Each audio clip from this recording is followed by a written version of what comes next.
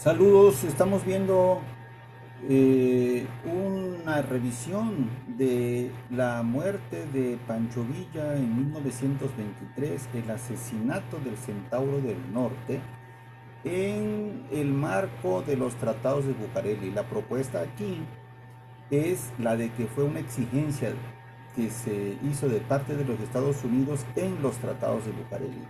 Vuelvo a decir que el de la voz no es adicto a las teorías de la conspiración, a ninguna. De hecho, en ninguna de las cosas que he escrito he tratado siempre de darme explicaciones sencillas a cosas que en general se les da un matiz muy fuerte de conspiración.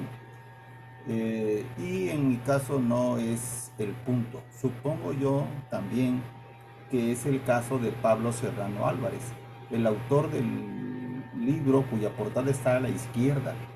Pablo Serrano Álvarez es un académico sólido, muy serio, que estudió los tratados de Bucareli y la rebelión de Adolfo de la Huerta. Fíjense que su libro, hasta abajo, está firmado por el Instituto Nacional de Estudios Históricos de las Revoluciones de México y la Secretaría de Educación Pública. La biografía académica de Pablo Serrano Álvarez es garantía de seriedad. Entiendo que él tampoco es adicto a las teorías de la conspiración, pero sí nos da datos de la época de la muerte de Pancho Villa, de los tratados de Bucareli, que le dan verosimilitud a la hipótesis de que fue una exigencia en los tratados de Bucareli asesinar a Pancho Villa, y que esa ejecución del crimen se concedió a la estructura masónica del momento. Lo vamos a ver a lo largo de diversos videos. Vemos por el lado derecho estas notas que son, digamos, un resumen de lo que dice el libro. Comienza la explicación diciendo que el 14 de mayo de 1923, estamos leyendo el texto, los delegados de México, Fernando González Roa y Ramón Ross, y los Estados Unidos, Charles Warren y John Payne, acuerdan la firma, fíjense bien de qué, de dos convenciones y un pacto extraoficial. De eso es de lo que van a firmar por indicaciones de sus gobiernos. Las dos convenciones no nos interesan tanto, son la Convención Especial de Reclamaciones y la Convención General de Reclamaciones. No son secretas, eso es falso, categóricamente falso. Las dos convenciones, la general y la especial, fueron publicadas en el Diario Oficial de la Federación y traen atrás un mito de que la tecnología y que vencen en este año 23 y que han limitado a México, etcétera, etcétera. Nada de eso tienen las convenciones, ya lo veremos en otro momento. Lo que nos interesa aquí es el pacto extraoficial. ¿Quién habla de un pacto extraoficial? Pues lo habla este académico, Pablo Serrano. Lo marco otra vez por la izquierda, Pablo Serrano Álvarez, en los tratados de Bucareli, firmado por el INERM y la Secretaría de Educación Pública. Hubo entonces un pacto extraoficial privado entre el presidente Warren Harding y el presidente Álvaro Obregón, que nada más los ejecutivos iban a conocer. Pablo Serrano Álvarez, el autor de este libro, especialista en tratados de Bucareli, nos dice que nada más ellos dos iban a revisar esos acuerdos secretos del pacto extraoficial. Y Pablo Serrano Álvarez no es, me entiendo yo, adicto a teorías de conspiración, ni tiene nada a favor ni en contra de la masonería o de los masones. Es completamente ajeno, y por eso su escrito y su testimonio es muchísimo más valioso, porque no tiene ningún interés ni a favor ni en contra de lo que yo estoy diciendo y de que la masonería quede bien parada o mal parada. Completamente ajeno. Su estudio es 1000 veces más valioso. Vamos a ver lo que escribió y que en general todos sabemos. Los tratados de Bucareli fueron públicamente dos documentos. Lo leemos arriba en la viñeta 1, Convención Especial de Reclamaciones para resolver demandas que había de entre los años, lo estoy marcando, 1910 y 1920. Esa es la Convención Especial. fue publicada en el Diario Oficial de la Federación, en otro momento lo veremos, es rollo mareador de que son secretos. Eso es mentira, y eso sí es parte de las teorías de la conspiración, que vuelvo a decir, el de la voz no comparte.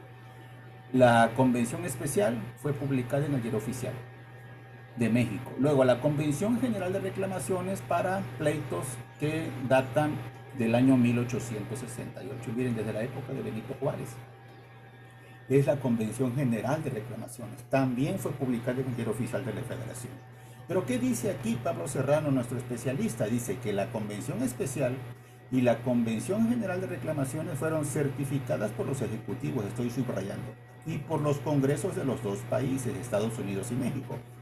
Mientras que, y esto es importante, mientras que los acuerdos de las minutas, luego llamados acuerdos extraoficiales, solamente serían certificados, revisados y firmados por los ejecutivos. ¿Qué es esto? Este es el punto.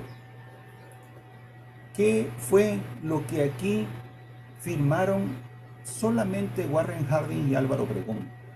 Que la propuesta es que aquí estaba en la lista la muerte de Pancho Villa en 1923 por la invasión de Columbus en 1916, 7 años atrás.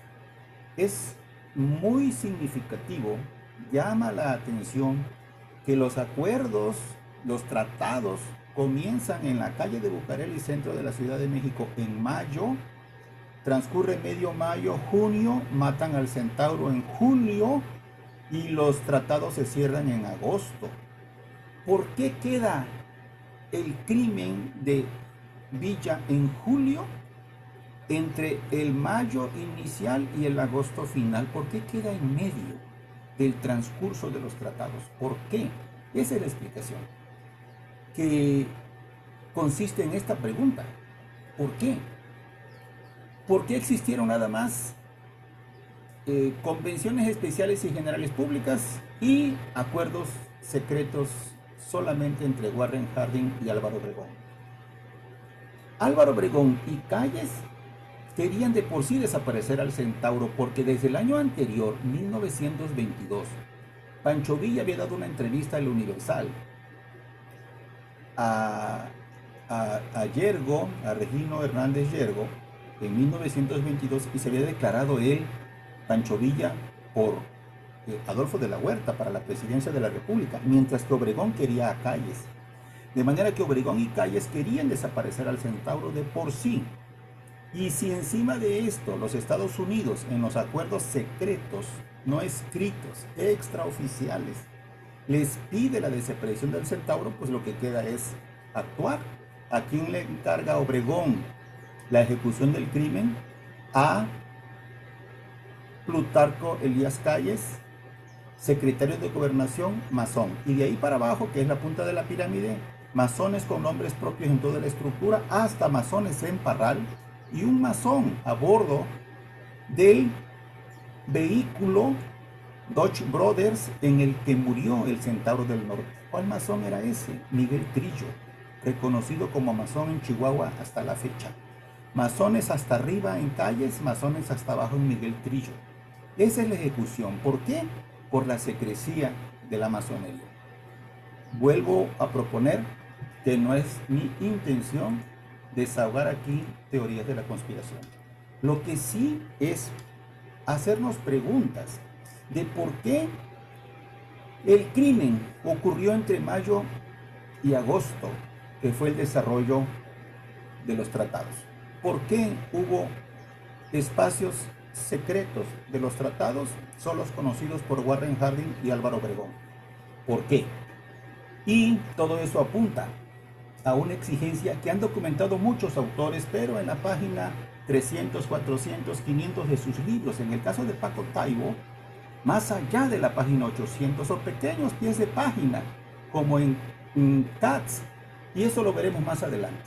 Vean en mi libro estos apuntes en la página 346. Muchas gracias y hasta pronto.